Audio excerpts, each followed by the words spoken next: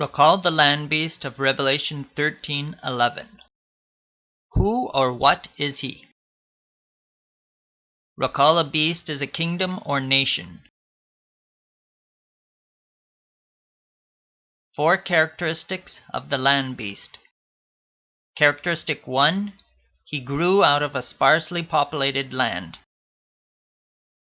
Recall he arose out of earth as opposed to sea, water, and recall that waters represent a place dense in peoples and multitudes and nations and tongues, in particular the old world surrounding the Great Sea or Mediterranean, and that earth represents a place sparse in peoples and multitudes and nations and tongues. Characteristic 2. He arises west of the old world, i.e. the new world. Recall the westward movement of the 4 kingdoms of Daniel and the attempt to surround, capture the Great Sea or Mediterranean. Characteristic 3.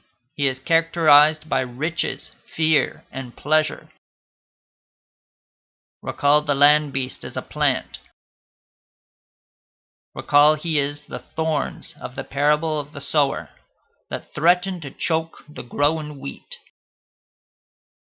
And lastly, characteristic 4. He arises around 1798. Recall the land beast arises out of the earth around the time the sea beast receives its deadly wound. Now to examine each of these characteristics one at a time. Characteristic 1. The land beast grew out of a sparsely populated land. The population of the New World and the Old World. Native population of North America before Columbus, estimated. A low of 2.1 million. Ubelliker, 1976. To 7 million people, Russell Thornton. To a high of 18 million, Dobbins, 1983.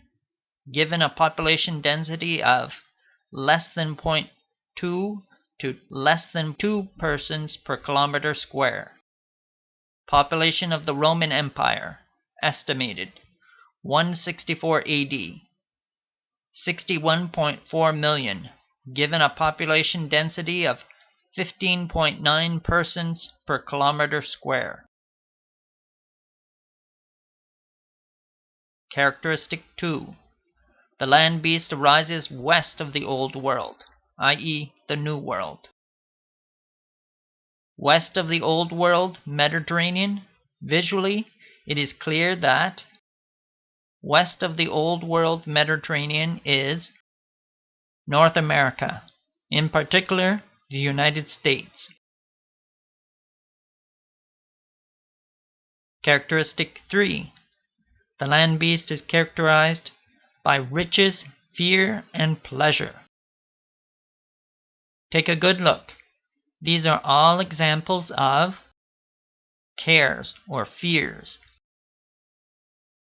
Once again, take a good look. These are all examples of riches. Once again, take a good look. These are all examples of pleasures. What nation exhibits most markedly the characteristics of thorns? The United States. Lastly, characteristic 4. The land beast arises around 1798, when the sea beast receives its deadly wound. Here's a document some might recognize. Here's a close-up of that document. The United States Declaration of Independence, ratified July 4th, 1776. Here's another document some might recognize. Here's a close-up of that document. The Articles of Confederation, the first Constitution of the United States, ratified March 1st, 1781. Here's a third document some might recognize. Here is a close-up of that document. The United States Constitution, effective June 21st, 1788, for the ratifying states, when New Hampshire is the 9th state to ratify it.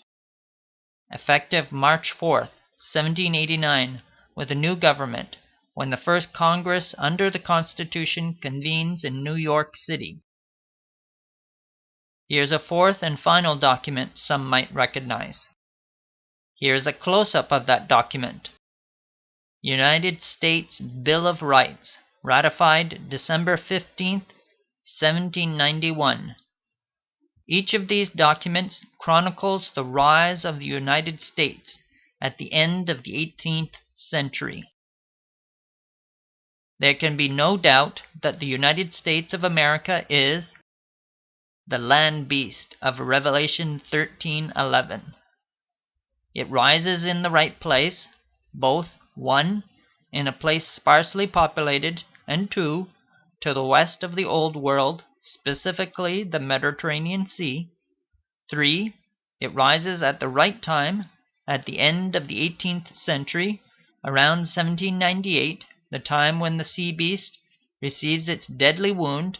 And 4.